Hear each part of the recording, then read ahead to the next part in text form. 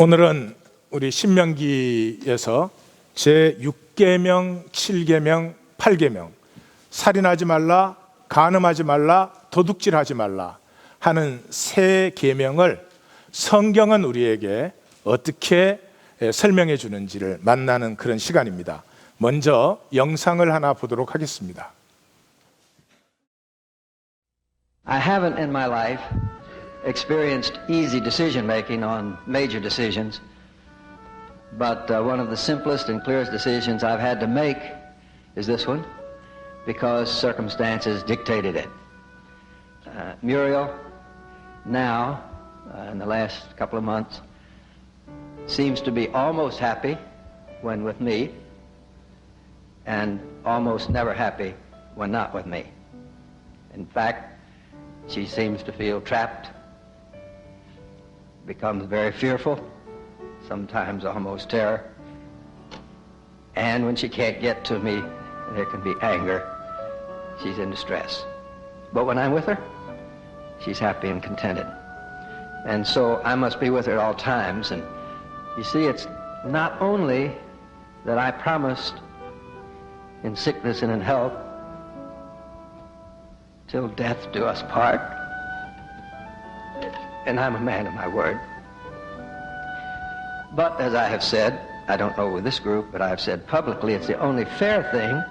She sacrificed for me for 40 years to make my life possible.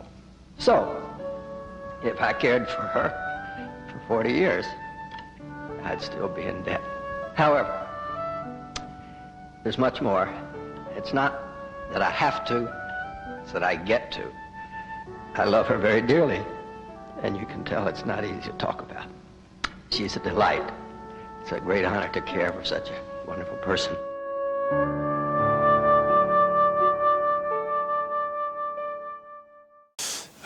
영상을 보신 분들도 있을지 모르겠는데 유명한 영상입니다.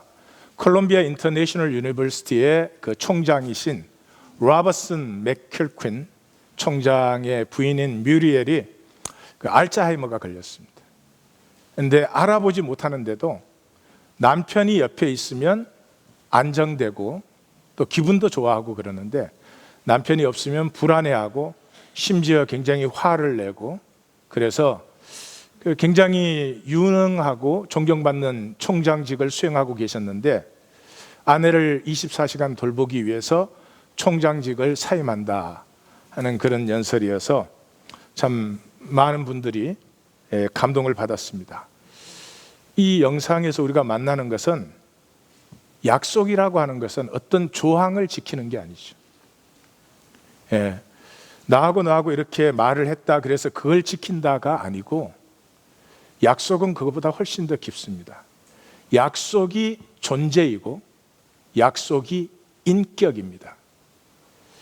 총장님이 이렇게 옆에서 아내를 돌봐도 속으로는 귀찮아 죽겠는데 이거 약속을 했으니까 그랬다면은 그것은 약속을 지킨 게 아니죠.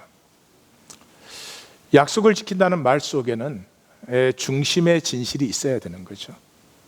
그러므로 우리의 존재는 약속으로 존재하는 것입니다. 성경이 약속 그럴 때 하나님한테 뭐를 지켜라, 하나님한테 뭐를 해라, 그런 얘기가 전혀 아닙니다. 사실은 우리가 나 자신, 내 존재가 될 수 있는 유일한 길은 약속밖에 없습니다. 왜? 내가 존재하는데 홀로 존재할 수는 없죠. 그죠? 하늘도 있어야 되고 땅도 있어야 되고 이웃도 있어야 되고 모든 것이 있는 것 가운데 저도 존재합니다. 그러므로 내가 존재한다는 것 자체는 이미 많은 것과의 관계 속에 들어 있습니다. 그 관계는 말을 했던 안 했던 상관없이 이미 약속이 있는 것입니다. 함부로 대해서는 그 관계가 가꾸어질 수도 살 수도 없습니다. 내 마음대로 해서는 그 관계가 아름다워질 수도 가치 있어질 수도 없습니다. 내가 존재한다는 것 자체가 이미 나는 약속 안에 있는 것입니다. 그러므로 복된 삶은 그 약속을 누리는 것입니다. 나와 관계된 모든 것 속에 그 약속이 건강하고 아름다울 때 내 삶은 복된 것이고, 남이야 어떻게 살든 이 세상은 어떻게 되든 그냥 내 이익만 챙기면 그게 사실은 가장 어리석고 사실은 악한 삶인 것입니다.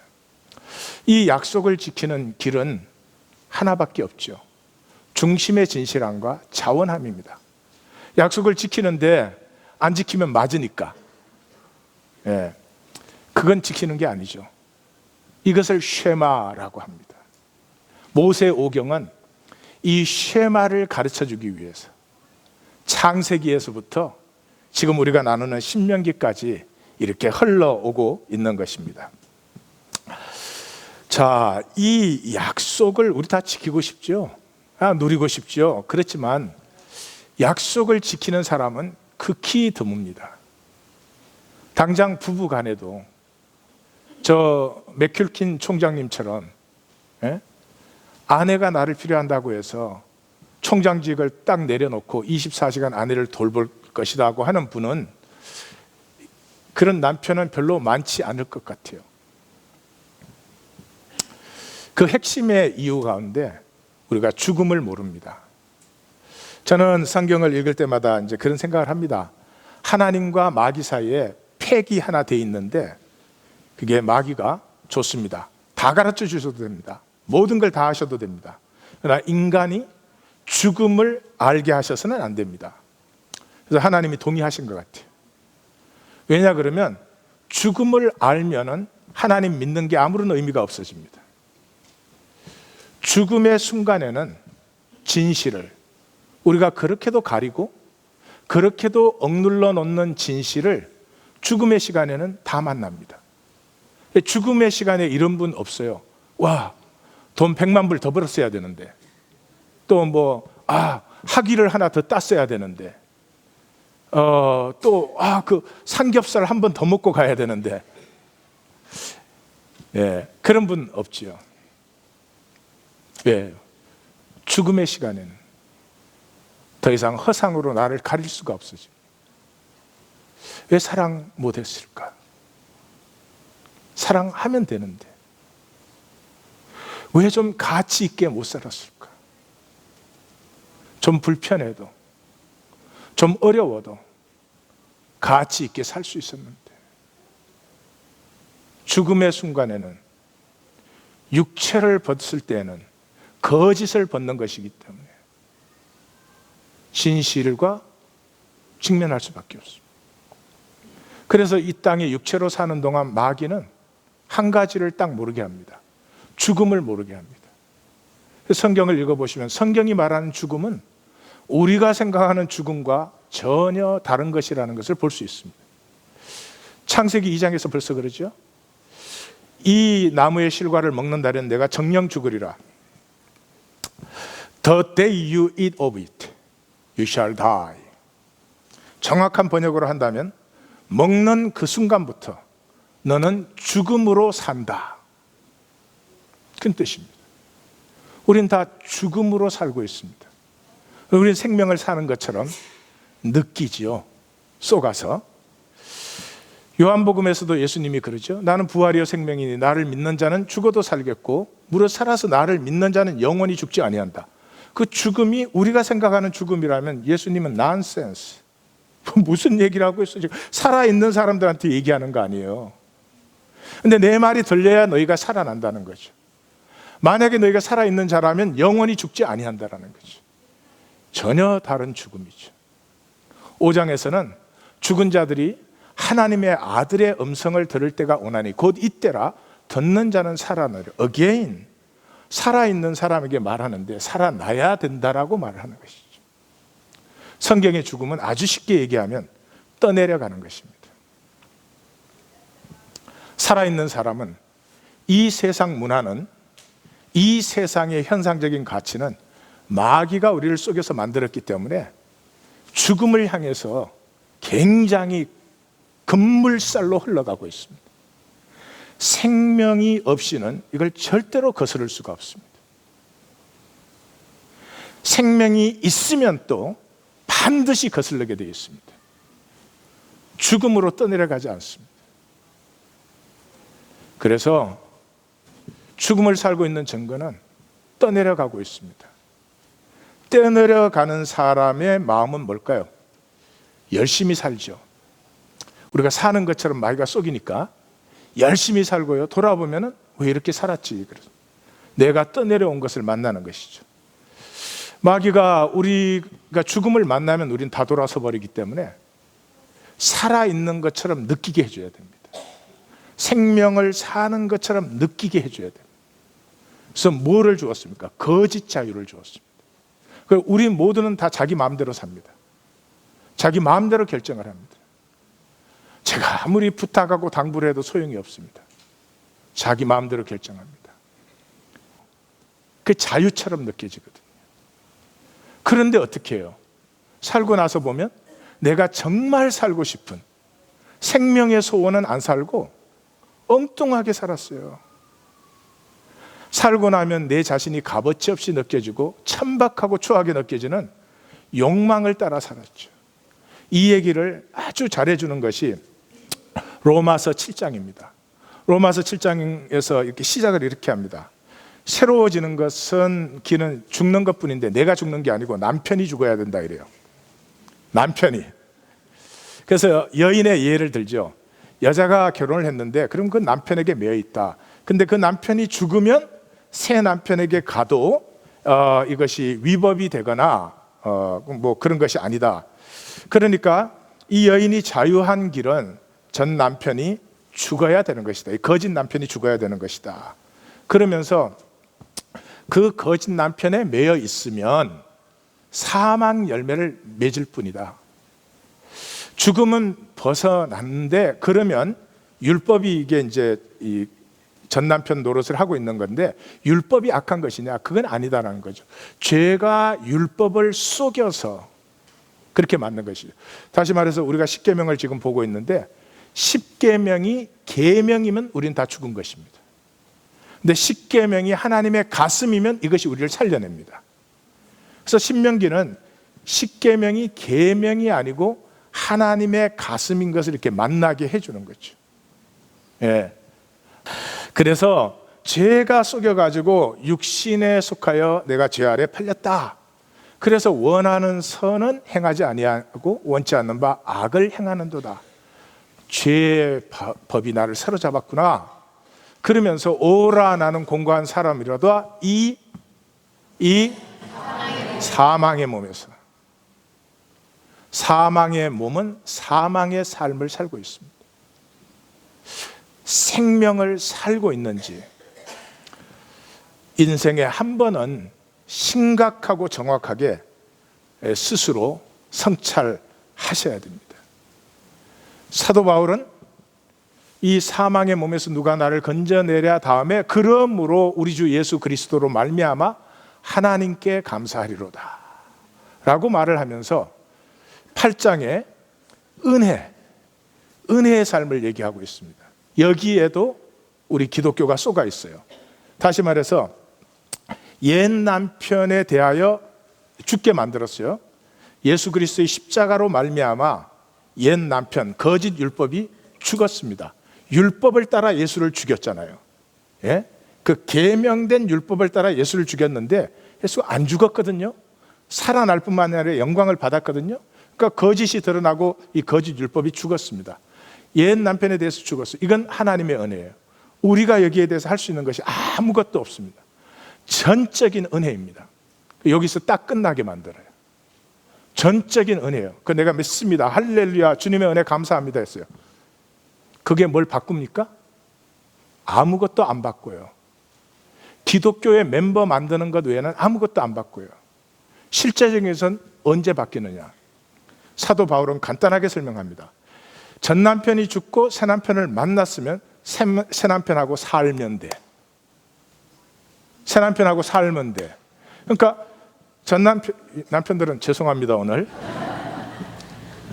그러고 보니 나도 남편이네. 전 남편이 죽었으면 이 여자는 자유하게 됐죠. 자유하게 됐는데도 계속 전 남편하고 산다는 거예요. 왜? 그게 편하니까. 왜? 내가 이때까지 살아온 삶을 놓을 수 없으니까. 얼마나 처절하게, 얼마나 열심히 갖고 온 삶인데 이걸 놓을 수가 없는 거죠. 제가 여러 번 말씀드렸지만 알코올 중독자 아버지 밑에 자라난 딸은 알코올 중독자 남편하고 결혼할 확률이 4배가 더 높습니다. 우리는 내가 아는 세계를 편안해합니다.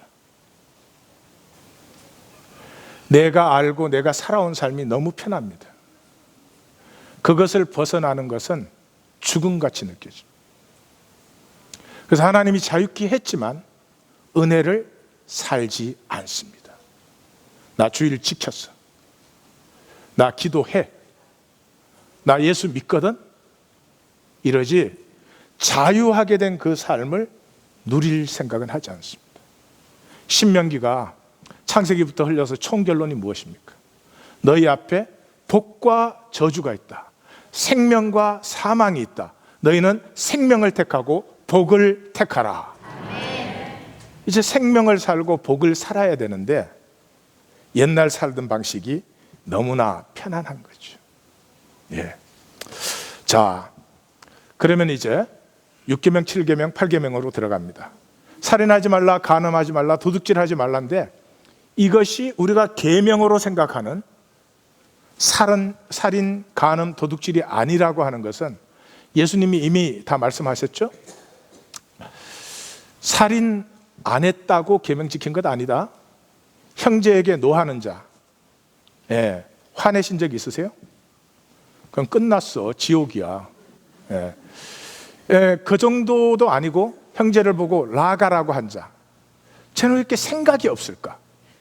그럼 끝났어. 지옥이야. 예수님이 내가 아니고. 이제 거기까지도 참겠는데 형제를 보고 미련한 자라는 자, 쟤 왜 저렇게 답답하냐 애가. 끝났어. 우리는 우리 지키기 쉽게 사람 죽이는 걸로 만들어 놓죠. 그럼 나 사람 안 죽였지 뭐. 1000만 번을 죽이고도 죽이는 육신의 행위가 안 나왔으니까. 제 6계명 살인하지 말라는, 그래서 다 모든 계명이 그렇지만 계명이 아니고 하나님의 가슴을 보여줘. 그래서 이 살인하지 말라는 계명의 첫 번째가 무엇입니까? 전쟁 얘기가 나오죠. 여호와의 전쟁은 생명의 전쟁이다. 전쟁이 뭡니까? 인간의 동물화를 합법화 시켜준 게 전쟁이에요. 전쟁 때는 죽여도 상관없어. 전쟁 때는 강간하고 약탈하고 별짓을 다 해도 다 정당화돼요. 전쟁이라는 이유로. 모든 비인격적이고 반인격적인 행위를 하고도 끄떡없어요.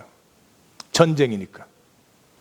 그래서 육체로 사는 인간에게는 이 전쟁이 계속 필요합니다. 우리의 억눌러 놓은 동물성의 폭발이 합법화되는 시간이 필요해요. 그래서 고대 사회는 전쟁이 계속 있어왔죠. 지금도 전쟁이 끝난 게 아니죠. 모양이 좀 달라졌죠. 그런데 하나님은 뭐라고요? 전쟁에 나가서 새 집을 건축한 사람이 있거든. 새 포도원을 일구고 온 사람이 있거든. 약혼을 하고 결혼 아직 못했거든. 다 돌려보내라. 마음이 허약한 자가 있으면 돌려보내라. 마지막에 가서 나무도 보호해라. 전쟁터의 나무라고 함부로 자르지 말고 꼭 필요한 경우는 기구를 만들지만 나무를 보호해라. 전쟁 한복판에서 생명을 가꾸는 의식을 심어줍니다. 더 이상한 거는 약속의 땅에서 약속의 땅 지경 바깥에는 평화를 도모해라. 그렇지만 그 안에는 호흡이 있는 자는 살리지 말라. 지금 계명이 무슨 계명이죠? 살인하지 말라. 근데 호흡이 있는 자는 살리지 말래요. 왜요?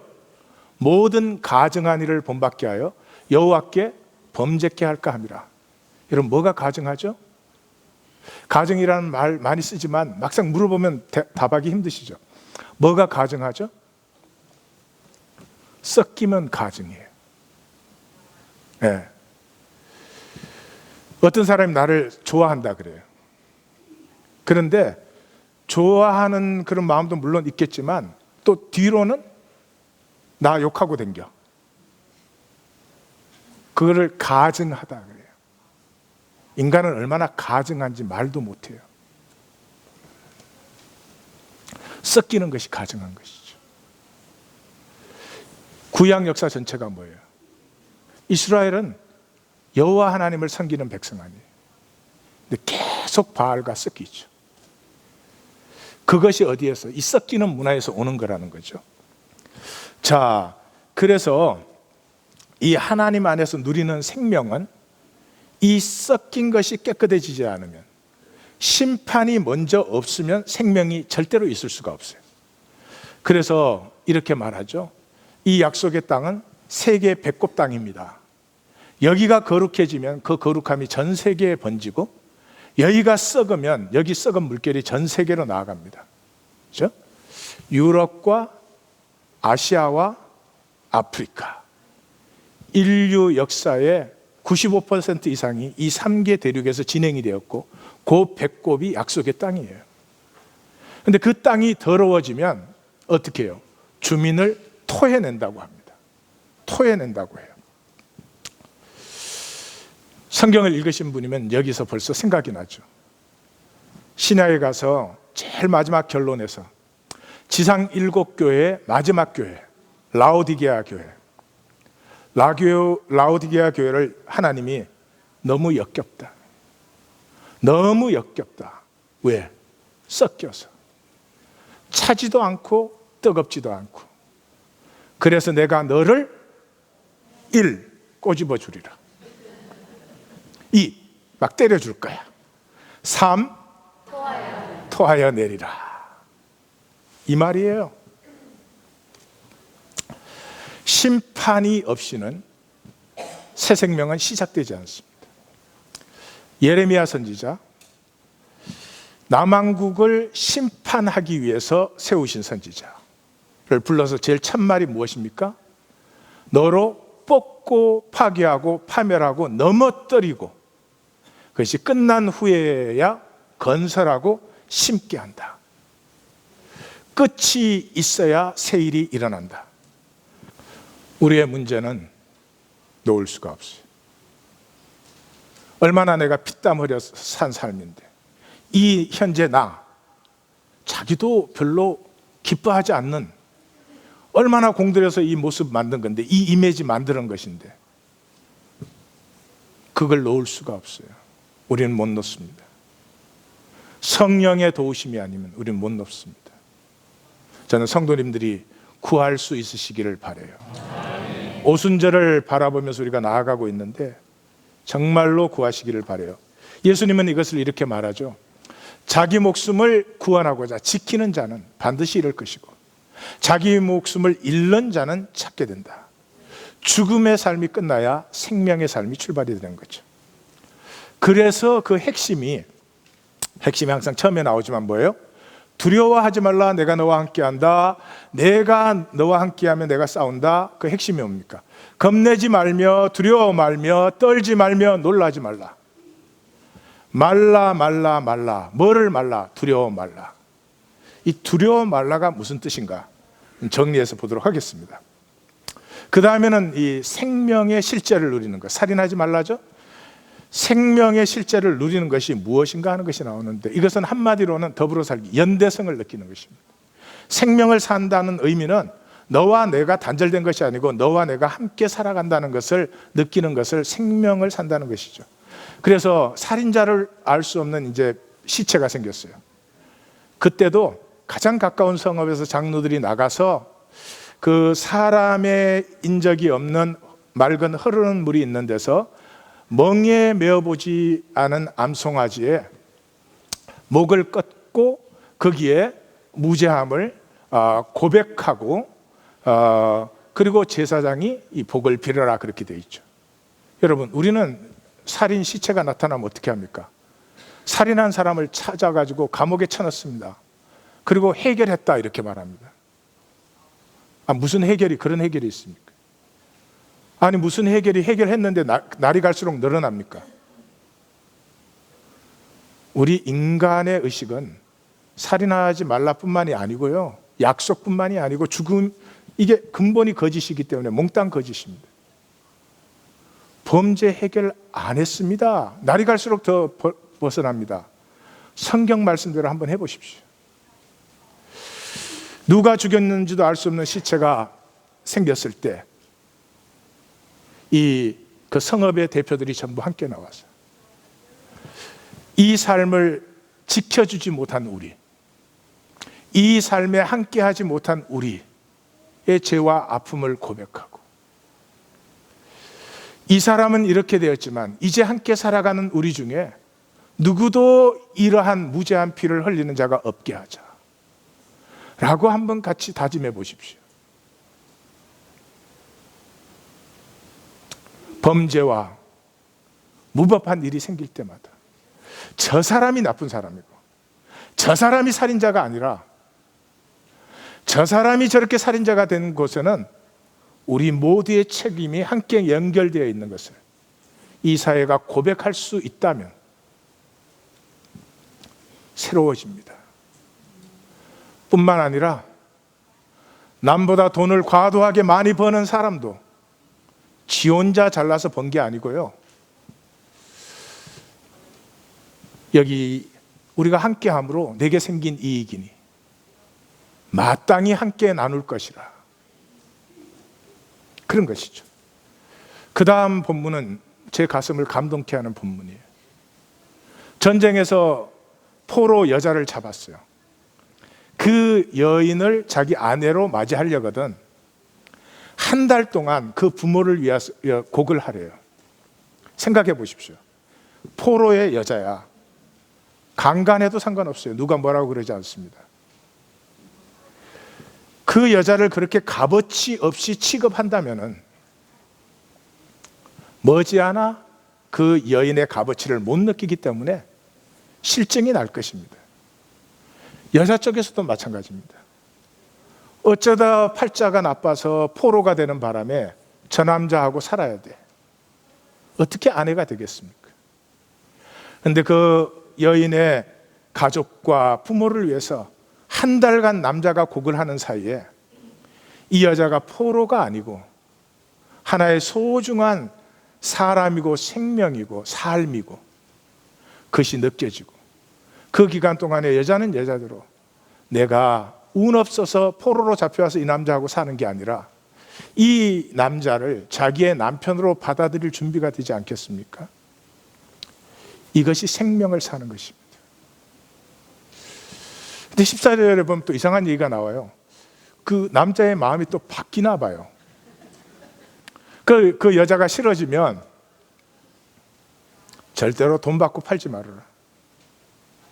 그 당시에 최상의 커머디티 상품이 노예입니다. 가장 비싸고.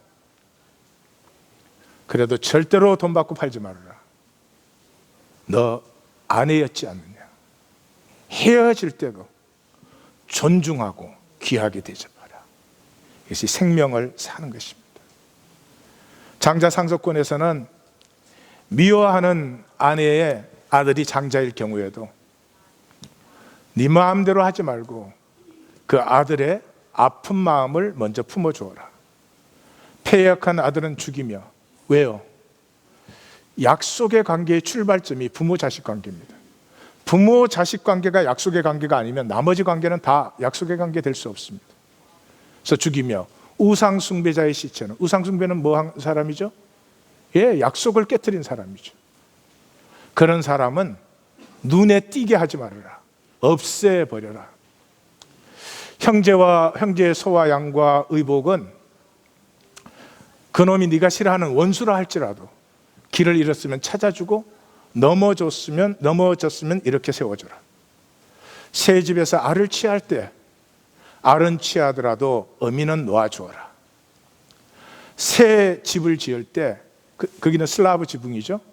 지붕에 난간을 먼저 설치해서 도와주는 이웃이 상치 않게 해라. 이 마음이 생명을 사는 마음입니다. 이 무슨 마음이죠? 너와 내가 떨어져서 너한테 이익만 챙기면 되는 것이 아니라 우리는 같이 살아가는 존재들입니다. 여기에서 얘기를 하나 드리죠. 깊은 얘기입니다. 이런 삶이 우리가 결단해서 사라지지 않습니다. 그 어떻게 사라지는가? 이 표면밖에 못 보는 사람은 절대로 이 삶을 살지 마. 이 표면만 보는 사람은 네하고 나하고 단절되어 있으니까 어떻게 하든지 내 이익만 챙기면 되죠. 교회를 나와도 내 이익 챙기는 게 먼저입니다. 그런데 이런 표면이 있는 것은 그 밑에 보이지 않지만 켜가 들어있어요. 한 켜. 그 밑에 또 켜가 있고 켜가 들어가 있어요. 이 표면이 가장 잘 정리되어 있습니다. 그런데 요 한꺼풀 표면만 싹 벗기고 그 밑으로 들어가면 그 속에는 혼돈과 공허와 흑암이 가득합니다. No exception. 이 중에 나는 혼돈과 공허와 흑암이 없어 그런 분 나오세요. 보내드릴게 어디로. 혼돈과 공허와 흑암이 가득해요. 그래서 보고 싶지 않고 보기가 힘들어요. 그래서 사람들 앞에서만 괜찮은 줄 알고 괜찮은 척 하는 사람은 참 어리석고 불쌍한 사람입니다. 그 혼돈과 공허와 흑암을 뚫고 들어가는 힘을 영성이라고 합니다. 영성은 종교행위 하는 것이 아닙니다. 영성은 내 켜켜에 숨기고 억눌러 놓은 것을 뚫고 들어갑니다. 왜 뚫고 들어갑니까? 그 모든 것의 밑에는 하나님으로부터 만물이 나왔기 때문에 하나님과 하나 된 뿌리가 그곳에 있는 것입니다. 이 하나됨을 만날 때에만 연대성의 삶이 피어나는 것이지 제 설교 듣고 사라질 수 있는 것은 아닙니다. 이 하나님의 여호와의 전쟁, 생명 전쟁을 가장 잘 알았던 사람이 다윗이에요. 그래서 다윗은 전쟁 시작에서 뭐를 고백하죠? 여호와의 임재. 전쟁은 여호와께 속한 것이다. 그 전쟁을 내가 하려는 것이지 단순히 가서 뭐 죽이고 파괴하고 전리품 뺏어 오려는 전쟁하는 것 아니다. 이 하나됨의 마음이 전쟁을 승리하게 하는 것입니다. 적을 적으로 보는 사람은 죽일 수는 있지만 승리하지 못합니다. 적을 나와 하나로 보는 사람은 반드시 승리하게 되어 있습니다. 전쟁의 마지막에서 다윗이 고백한 것이 무엇입니까? 전쟁에 내려갔던 자의 분깃이나 머물렀던 자의 분깃이 동일하다. 전리품을 전쟁에 나간 사람끼리만 나누자 그러니까 아니다. 모두가 함께 나누는 것이다. 이것이 여호와의 전쟁이다. 이것이 살인하지 말라는 것이다. 다시 말해서 내가 사람 안 죽였다고 살인 안 했다고 생각하시면 큰 착각입니다. 내가 살아가는 삶이 모두와 연결되어져 있고 모두와 함께 나누며, 우리 나누면 그러면 돈밖에 생각을 못 하는데 아니요, 돈의 억억만배 되는 것들을 우리는 다 가지고 있습니다. 마음의 위로를 나눌 수 있습니다. 용기를 나눌 수 있습니다. 격려를 나눌 수 있습니다. 그것을 함께 나누어 가면서 사는 것이 살인하지 않는 것이다. 7계명, 간음하지 말라. 이건 뭐 설명할 시간이 없네요. 간단히 말하면 썩지 말라는 거죠. 썩히지 말라. 그래서 시작이 이렇게 나와요. 포도원에 두 종자를 섞어서 뿌리지 말라. 소와 나귀를 같은 결의를 매게 하지 말라. 양털과 배실로 섞어짜지 말라. 너희의 옷에는 그 언약궤를 덮는 푸른 천을 기억하게 하는, 여호와를 기억하게 하는, 여호와의 말씀을 기억하게 하는 푸른 술을 내 귀에 달아라, 이렇게 하죠. 그 다음에 나오는 것이 성에서 섞이지 말아라. 성은 인간 정체성의 뿌리입니다. 이학권이가 이학권이로서 나 자신으로서 당당하고 보람 있게 살아가는 것에는 내 스스로 내가 누구다, 어떤 사람이다 하는 그 확신이 중요한데, 이 확신의 시작이 내가 남자냐 여자냐 하는 데서 시작이 되는 거예요. 그래서 내가 남자인지 여자인지 헷갈리는 게 참 힘든 것입니다. 그래서 출발점이에요. 섞이지 않는 출발점이 성에서 출발이 됩니다. 그 다음에 중간이 여호와의 총회예요. 여호와의 총회란 건 하나님의 백성을 얘기해요. 이 하나님의 백성을 얘기하는데 나오는 게 뭐죠? 핵심에 나오는 게 암몬과 모압의 이야기입니다. 암몬과 모압이 누구예요? 첫째 건친 상관, 롯과 두 딸의 상관에서 생긴 민족이잖아요. 그러니까 성의 섞임이 있죠. 뿐만 아니라 이스라엘 백성이 출애굽에서 가나안 땅에 들어갈 때 그 출애굽 과정을 해방한 자들, 그 다음에 이제는 그 모압 평지에서 요단을 건너기 직전이 되니까 그 하나님의 약속을 폐기시키려고 발람을 불러다가 그 약속을 거꾸로 돌리도록 하죠. 근데 하나님의 약속이 거꾸로 돌려지겠어요? 그래서 여기 핵심에 언약이죠, 언약. 하나님의 언약을 사는 자는 세상의 약속과 섞여서는 안 된다. 세상의 약속에 섞여서는 안 된다. 네, 그런 것이죠. 그리고 이 마감 부분에서는 사소한 일상, 그게 뭐예요? 내가 누구냐가 나타나는 것이에요. 거기가 내 정체성의 뿌리는 성에 있어요. 내가 누구냐 하는 것이 나타나는 것은 사람들이 보지 않는 사적인 공간에서 내 일을 하고 있을 때 내가 무엇을 하는가, 그것이 납니다. 사람 안 볼 때, 우리 성도님들은 그런 분 없겠지만 이상한 거 보지 마십시오. 이상한 거에 관심 기울이지 마십시오. 왜요? 자기가 자기 자신을 더럽히는 것입니다. 자기가 자기 자신의 가치를 떨어뜨리는 거죠. 하시면 안 돼요. 그래서 제일 먼저 나오는 게 남자의 몽설이에요. 남자의 그 정액이 사정되는 건 가장 사적인 그 감정과 본능입니다. 두 번째가 화장실이에요. 화장실을 이상하지 않아요? 요즘 화장실이 깨끗해져서 그렇지만 우리가 초등학교 다니는 그런 시절에는 그 공중 화장실을 가면 꼭 예술 행위를 하는 분들이 있어요. 문학 작품도 있고. 그 왜 그런 짓을 해요? 아무도 안 보는 사적인 공간에서 가장 본능적인 일을 하고 있을 때, 그때 나타나는 게 자기예요. 예? 바깥에 나가서는 가려가지고 괜찮은 척 할지 모르지만 그게 진짜 자기라고요.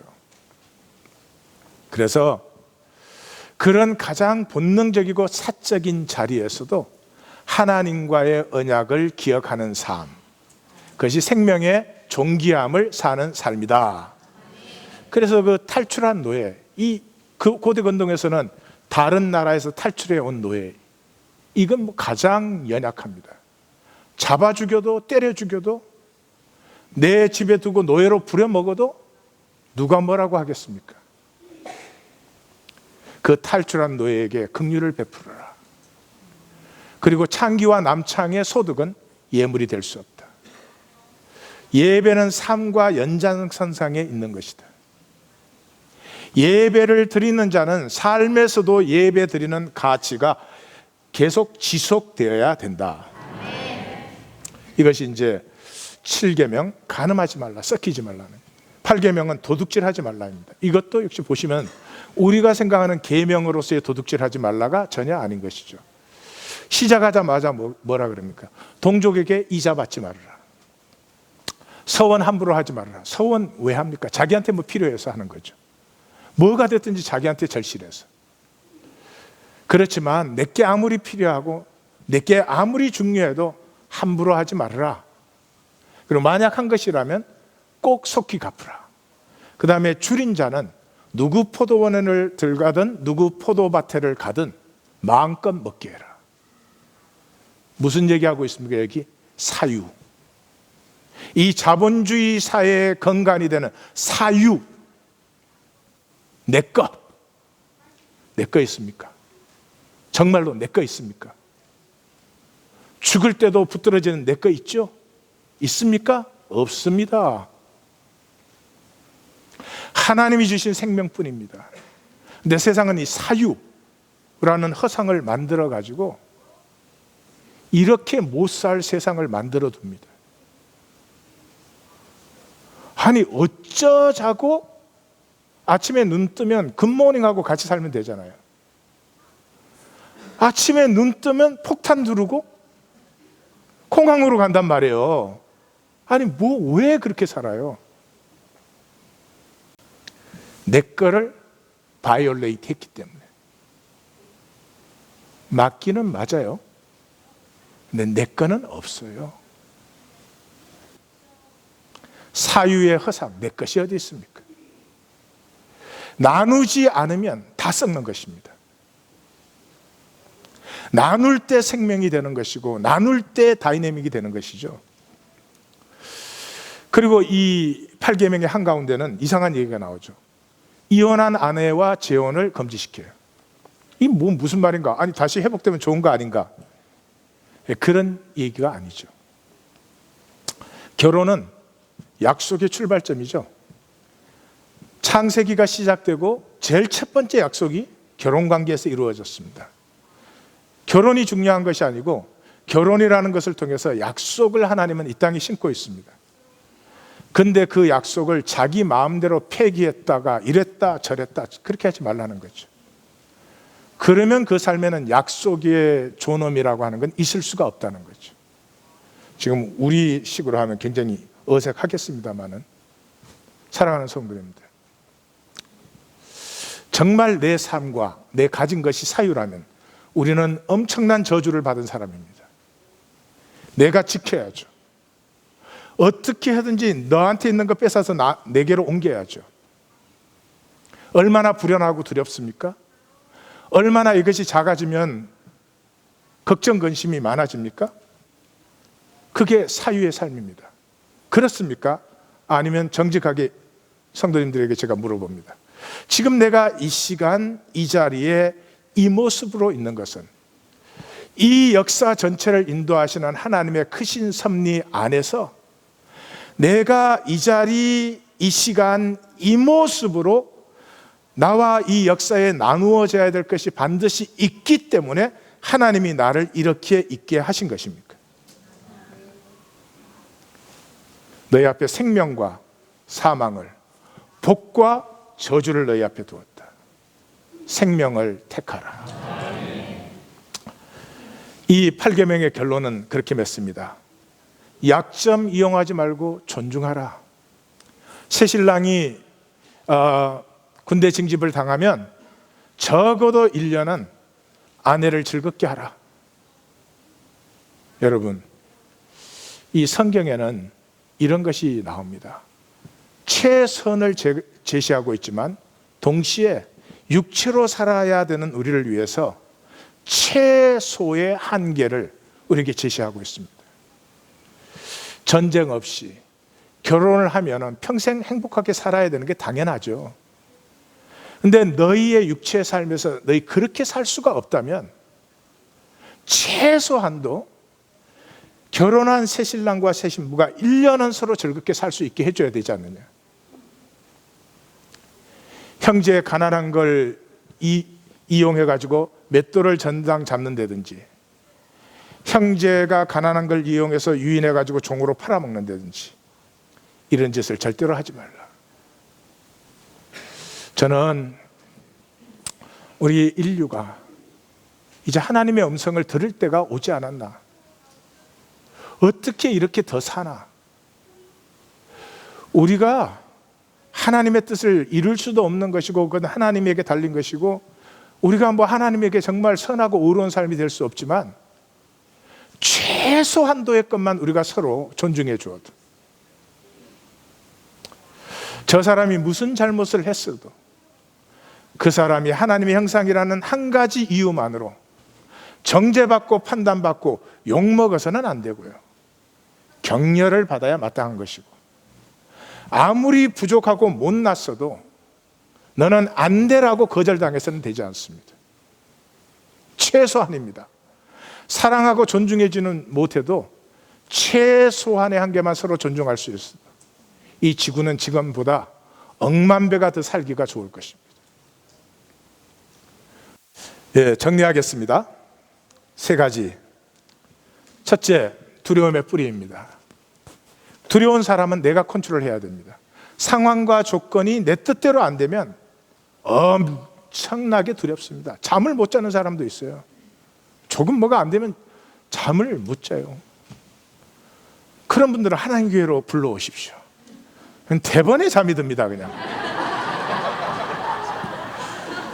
지금 이 불면증 치료가 굉장히 큰 문제인데 제가 특허 내려고 하고 있습니다. 특허는. 예. 제가 돈 많이 벌면 여러분들 오십시오. 삼겹살 사드릴게. 두려움이 뭐예요? 성경을 읽으신 분은 벌써 눈치 딱 채죠. 여호수아, 약속의 땅으로 들어가는데 하나님이 요구하신 것은 딱 한 가지였습니다. 두려워 말라. 3번 말씀하시죠. 강하고 담대하고 두려워 말라. 3번 말씀하시죠. 그러면 두려워하고 싶은 사람이 누가 있겠어요? 두려움은 우리가 깡이 새서 오는 게 아니고요, 심판을 지났을 때, 내 죽음의 삶이 끝났을 때, 생명의 삶이 시작되면, 두려움이 없는 건 아닌데 두려움에 사로잡히지는 않습니다. 사랑하는 성도님들, 이제 교회 생활에서 예수와 하나 되어서 생명 사는 삶으로 나아오십시오. 나아오십시오. 우리 하나님 교회는 굉장히 중요한 스테이지에 들어가 있죠. 친교라든지 지금 계시 만나기라든지 말씀 만나기 할 일 없어 장난하고 있는 건 아닙니다. 원하시면 오셔야 됩니다. 원하시면 오셔야 됩니다. 압니다. 굉장히 바쁘시죠? 잘 생각해요. 바빠서 돈 벌지 않습니다. 바빠서 가치 있게 사는 것도 아닙니다. 왜 바쁘게 사시죠? 불안하니까. 불안하니까 바쁘게 사시는 겁니다. 자, 그래서 심판을 만나야 생명이 시작돼요. 이것도 다윗이에요. 다윗이 압살롬 사건으로 심판을 받잖아요. 근데 이제 도망을 가는데 그 이스라엘 왕의 옥새죠, 증거라고 할 수 있는 언약궤를 사독이 메어서 나오니까 뭐라 그럽니까? 도로 메어 가라. 하나님이 돌아오게 하시면 돌아오리라. 뭐죠? 하나님의 심판을 받는 거죠.